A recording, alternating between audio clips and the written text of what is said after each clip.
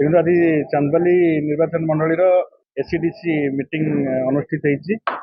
ଭଦ୍ରକ ଜିଲ୍ଲାର ସମସ୍ତ ବିଭାଗର ମୁଖ୍ୟ ଅଫିସର ମାନେ ଯୋଗ ଦେଇଥିଲେ।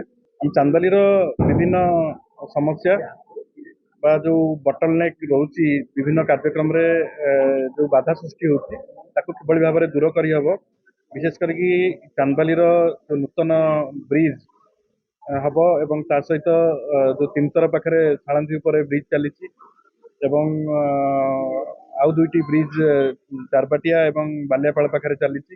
ତା ସହିତ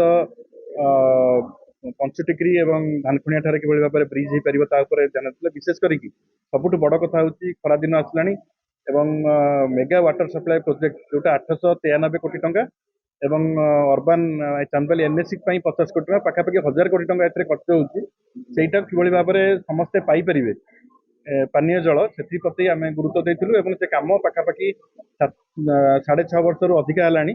ତେଣୁ କିଭଳି ଭାବରେ ଜଲ୍ଦି ସରିବ ତା ଉପରେ ଆମେ ଗୁରୁତ୍ୱ ଦେଇଥିଲୁ ଏବଂ ଚାନ୍ଦବାଲିରେ ଆର୍ଡି ଆର୍ଆଣ୍ଡବି ବିଭିନ୍ନ ପ୍ରକାର ରାସ୍ତାଘାଟ ସମସ୍ୟାଠୁ ଆରମ୍ଭ କରିକି ଚାନ୍ଦବାଲିରେ କିଭଳି ଭାବରେ ରକ୍ତ ଭଣ୍ଡାର ହେଇପାରିବ, ସ୍ୱାସ୍ଥ୍ୟ ସମସ୍ୟା, ଡାକ୍ତର ନିଯୁକ୍ତିଠୁ ଆରମ୍ଭ କରି ଆମେ ବିଭିନ୍ନ ପ୍ରକାର ସମସ୍ୟା ପିଏମ୍ଆଇ ଘରଠୁ ଆରମ୍ଭ କରିକି ରେସନ କାର୍ଡ ପର୍ଯ୍ୟନ୍ତ ସବୁ ହିତାଧିକାରୀ ସରକାରଙ୍କର ସବୁ ଯୋଜନା କିଭଳି ଭାବରେ ଲୋକଙ୍କ ପାଖରେ ପହଞ୍ଚି ପାରିବ ଏବଂ ପ୍ରକୃତ ହିତାଧିକାରୀ ଚୟନ କରାଯାଇପାରିବ ତା ଉପରେ ଆମେ ଗୁରୁତ୍ୱ ଦେଇଥିଲୁ ଏବଂ ଚାନ୍ଦବାଲି ନିର୍ବାଚନ ମଣ୍ଡଳୀକୁ ସର୍ବାଙ୍ଗୀନ ଉନ୍ନତି କରି ଗୋଟେ ଆଗୁଆ ନିର୍ବାଚନ ମଣ୍ଡଳୀରେ ପରିଣତ କରିବା ପାଇଁ ସବୁ ପ୍ରକାର ଉଦ୍ୟମ ନେବା ପାଇଁ ଅଫିସର ମାନଙ୍କୁ ସହିତ ଆଲୋଚନା ହେଇଥିଲା ଏବଂ ମୁଁ ଆଶା କରୁଛି ଯେ ଚାନ୍ଦବାଲି ନିର୍ବାଚନ ମଣ୍ଡଳୀରେ ଯୋଉଭଳି ଭାବରେ ଉନ୍ନତି ପ୍ରଗତିର ଧାରା ଚାଲିଥିଲା ସେଟା ଆହୁରି ଏକ୍ସପେଡାଇଟ୍ ହବ ଏଇ ମିଟିଂ ପରେ ଏବଂ ଆଗକୁ ବର୍ଷା ସିଜନ ଆସୁଛି ତେଣୁ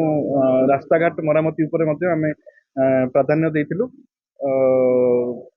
ଯାହା ବର୍ତ୍ତମାନର ପରିସ୍ଥିତି ଯଦି ତିନିତର ପୋଲ ହେଇଯାଏ ଏବଂ ଚାନ୍ଦବାଲିର ନୂତନ ପୋଲ ସହିତ ଆଉ ଯୋଉ 4-5ଟି ପୋଲ ଯୋଉ କାର୍ଯ୍ୟକ୍ରମ ଆରମ୍ଭ ହେଲାଣି ଏବଂ ହବାକୁ ଯାଉଛି, ସେ ପୋଲର ଆବଶ୍ୟକତା ଚାନ୍ଦବାଲିରେ ବହୁତ ଅଛି। ଲୋକ ଏବେ ବି ଡଙ୍ଗାରେ ଯିବା ଆସିବା କରୁଛନ୍ତି।